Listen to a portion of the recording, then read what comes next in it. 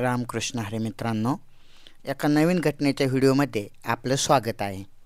आज आपण घटना पाहणार आहोत आपल्या महाराष्ट्रातीलच पण विदर्भातील हिंगोली जो जिल्हा आहे त्या जिल्ह्यामध्ये एक 12 फेब्रुवारीला एक घटना घडली होती आणि ती घटना कशी घडली, काय घडली हे आज आपण या घटनेच्या माध्यमातून पाहणार आहोत।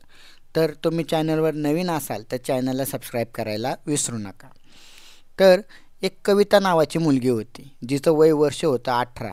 मुलगी तशी शरीराने चांगली भरलेली होती, कवळी होती अजून, आणि ह्या मुलीचे जी वीटभट्टीवर तिच्या आईवडिलांबरोबर ती काम करायची। आता तिचे आईवडील सुद्धा तिथंच काम करायचे, ती पण तिथंच असायची। शिक्षण काय जास्त झालं नव्हतं, पण दिसायला बऱ्यापैकी होती, म्हणजे चांगली होती। एखाद्या पहिल्यांदा पाहिलं तर त्याच्या नजरेत भरेल अशी ती दिसायला चांगली होती। आता त्या वीटभट्टीचा जो मालक होता त्याचं नाव होतं शकील आणि त्याचं वय वर्ष होतं 40। आता ह्या कविता आणि त्याच्या वयामध्ये जवळजवळ 22 वर्षाचा फरक होता। पण आपण म्हणतो शरीर संबंधांना प्रेमांना वयाचा अंतर येत नाही, तशा प्रकारची ही घटना।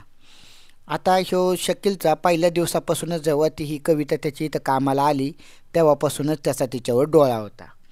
आता ते एखाद्याला जर प्रेमात ओढायचं असेल तर पहिल्यांदा प्रेमाचं पैशाचं आमिष दाखवलं जातं किंवा आपल्याकडे गिफ्ट वगैरे दिले जातात। तशी ही घटना, शकीलने तिला सुरुवातीला थोडा बाकीच्यांपेक्षा जास्त पगार द्यायला सुरुवात केली, का तर तिच्या कामावर खुश होऊन म्हणून।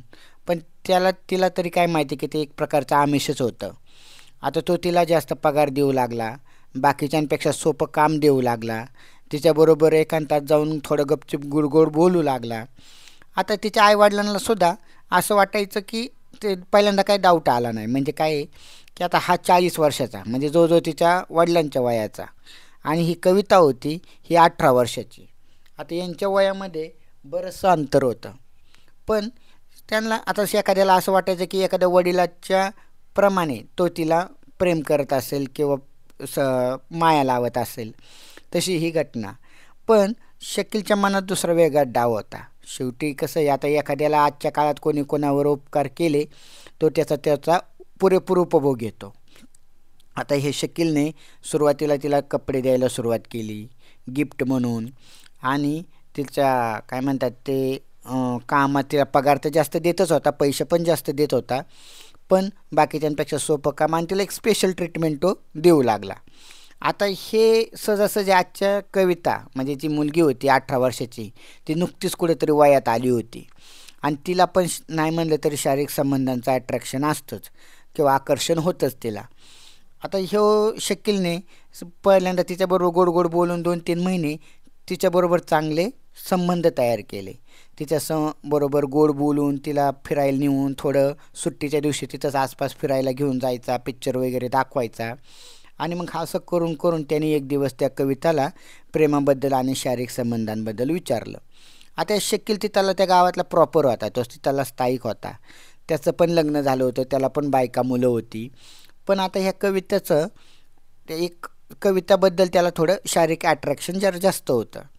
मग त्याने हळूहळू या कविताला आपल्या प्रेमात ओढलं, आणि आता प्रेमात ओढला म्हणजे तो तिचा शारीरिक उपभोग घेणारच होता। एवढे दिवस त्याने तिच्यावर खर्च केला होता त्याचा त्याला पुरेपूर उपभोग घ्यायचा होता।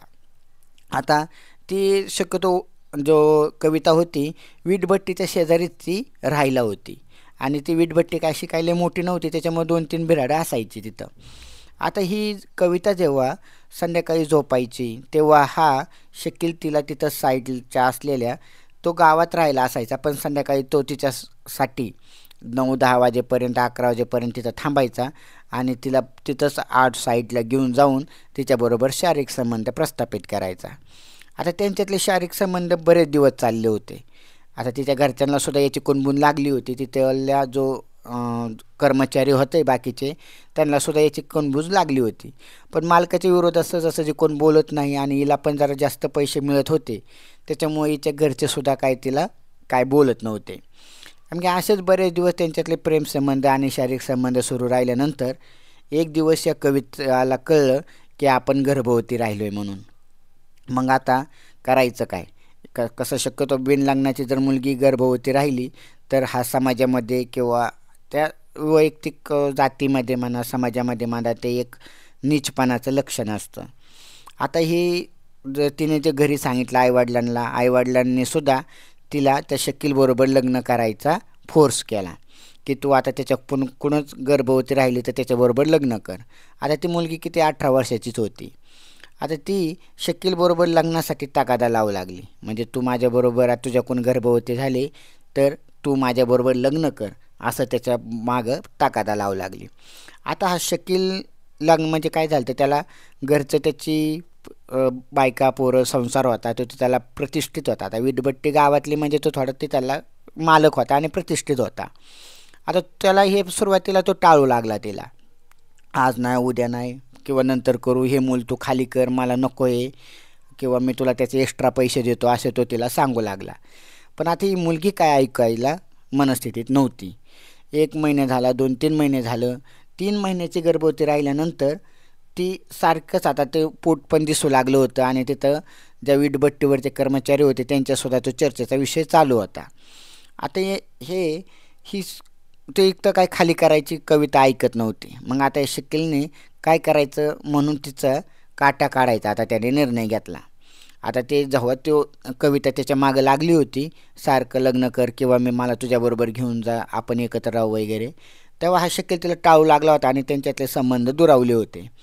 पण आता या शकीलच्या डोक्यात आयडिया आली की हिचे काटा कायमचा काढला पाहिजे आपण, कारण हे जर आपल्या प्रतिष्ठेला सुद्धा जर धक्का पोचत असेल तर हिला आपल्या मार्गातूनच दूर केलेलं बरं. मग त्याने परत तिच्याशी शारीरिक संबंध ठेवायला सुरुवात केली. ती गर्भवती असतानाही तिच्याबरोबर शारीरिक संबंध तिने सुरुवात ठेवलं. आता तिला जर जास्तच त्रास व्हायला लागला. ती गर्भवती होती, नाजूक होती, लहान होती आणि तरी ती गर्भवती असताना पण याने तिच्याशी गोड बोलून तिच्याबरोबर शारीरिक संबंध ठेवले. आता ती गर्भवती असताना पण शारीरिक संबंध ठेवल्यामुळे तिला जर जास्तच त्रास व्हायला लागला. मग एक दिवशी तो तिला असंच गोड बोलून रात्रीची वेळ होती, तिथून तिला थोड्या अंतरावर जिथं ज्यांचा अड्डा होता त्या अड्ड्यापासून एक अर्धा 1 किलोमीटर अंतरावर त्याने तिला रात्री नेले.